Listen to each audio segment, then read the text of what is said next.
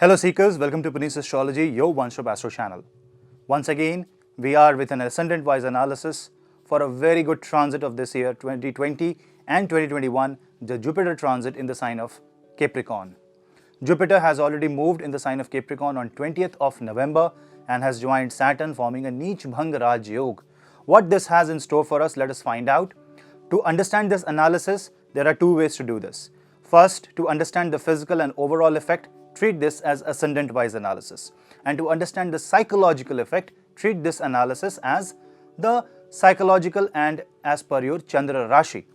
That means, suppose if you are a Cancer ascendant person, then watch the Cancer video as the overall and the physical effect.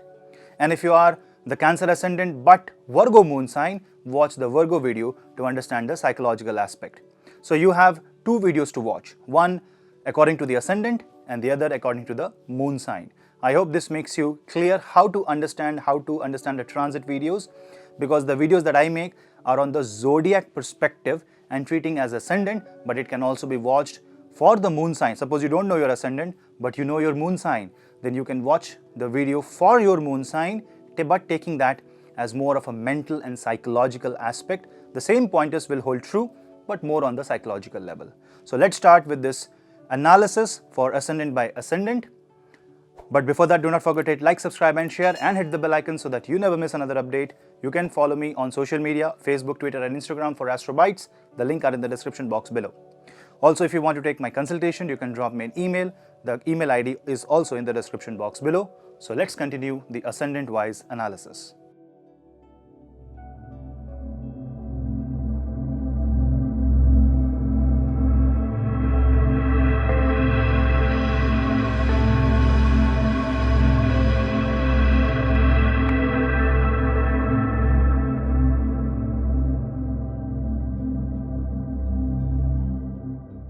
Ascendant number 2, Taurus ascendant.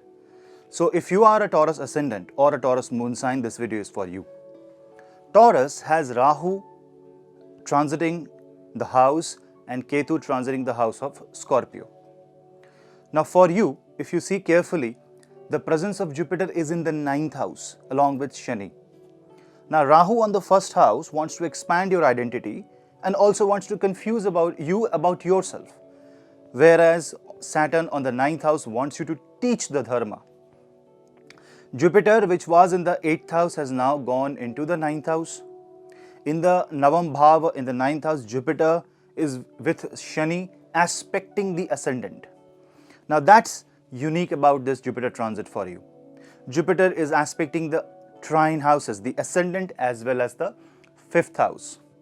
That means your efforts, which is the 3rd house, and your expression, creativity, productivity, children, which is the 5th house, are now under the control of Jupiter's aspect, which is with Shani forming the Neech Bhang Raj Yog.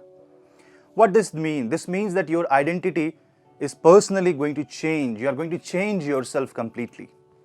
Now, if Rahu is managed in a positive way, if you take the positive traits of Rahu, this shows through hard work, through practical understanding of spirituality, through execution of dharma, you are going to transform and create a new identity for yourself. Rahu on the first house also shows exploration. So you will explore the temple of the body, you will explore what is inside this, you will go within with an outward expression. What is within with an outward expression? Rahu is an explorer, but Rahu also expresses outside. That means what your personality will reflect. So when Jupiter goes debilitated and Rahu is powerful, remember one thing, that if you do not take hold of yourself, you are going to reflect an attitude which won't be liked by others. Because Rahu is strong, Jupiter is kind of toned down, Shani is also powerful, so your Rahu has to project a personality that is somewhat attractive, that is somewhat positive and influencing for other people. This influence has to be a positive influence, and you have to be careful about any negative influence that you give to the public, the mass. Saturn's 3rd aspect on the 11th house also shows that your struggle towards existence will also increase. What is this? This means that you wanted to achieve something in life. You wanted to buy something in life. And suddenly there are hurdles in that. Now, those hurdles have to be analyzed. What the entire transit, because the alone Jupiter transit can't be seen. I have to take the aspect of now both Saturn and Rahu because it controls the ascendant and ninth house.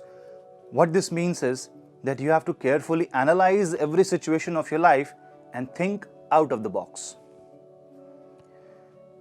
From the perspective of wealth management, from the perspective of source of income, you will do something good about it. You may follow your passion. But before quitting your job, you need to create a transition movement. 11th house lord is Neech Bhanga in the 9th house. Definitely it means that there can be some unexpected travel related to your source of income, and that will help you gain more success. So if there is a travel involved with your scope of work, take that travel, obviously with maintaining all the safety, currently seeing what the norms are right now. But overall, the Jupiter is going to create Neech Bhanga of Bhagya. So definitely this is a Bhagya Parivartan, the time when the destiny changes for you. Jupiter's aspect on the ascendant also controls the expansion of Rahu, because the 9th house aspect is not an expanding aspect, it's more of a streamlined aspect. That is why for you Rahu should work positively, because the aspect is streamlined. Rahu cannot expand uncontrollably here. Few things you have to be sure about. The tamasic energy, that means the negative energy in the body, should be reduced to minimum. So any act, any thought, any emotion that draws pessimism, that draws negativity, has to be dumped out. Find a new way about yourself. Find something new about yourself. Explore your talent. Find out what's good about you. Find out what's bad about you. This is the right time to transform your identity into somebody that public will say, you have changed, but in a positive way.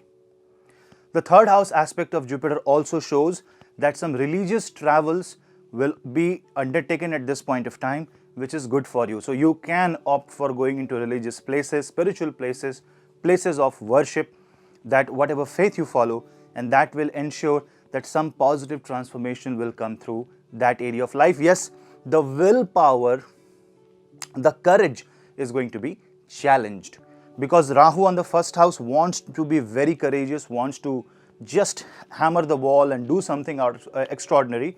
On the other hand, Jupiter Saturn aspect on the 3rd house wants to make the courage very practical. So you may have this desire to hit the wall, but Jupiter will say, think about the consequence of hitting the wall. So every time the consequence has to be observed. Sometimes the karma phal warns you of even taking that karma. So this time you have to ensure that the karma phal that you are targeting, that means the result of the karma that you are expecting from your karma, should be positive and beneficial. Otherwise, Saturn's 10th aspect falls on the 6th house. Disputes will suddenly increase. On the other hand, Jupiter's 9th aspect falls on the 5th house. This is the good time for children. This is the good time for productivity. But one thing may happen, that you may feel that things are kind of restricted.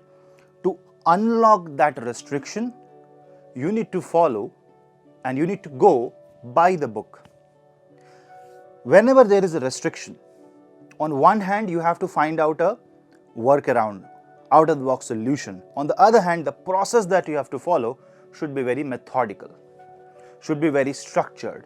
So it should not be a rampage that just in order to find an out of box solution you take any random path. No, you have to not only carefully analyze the path and find out what is the right path to achieve that. On the other hand, it should be slightly different from what other people follow. Now, it's a complicated thing, but if executed in a perfect balance, will give you the best possible. So guys, that was a quick take on the ascendant wise analysis. I hope you liked this video, and if you like, do not forget to hit like, subscribe and share, and hit the bell icon so that you never miss another update. This is your host Puneet. Let's meet in the next video. Till then, namaste.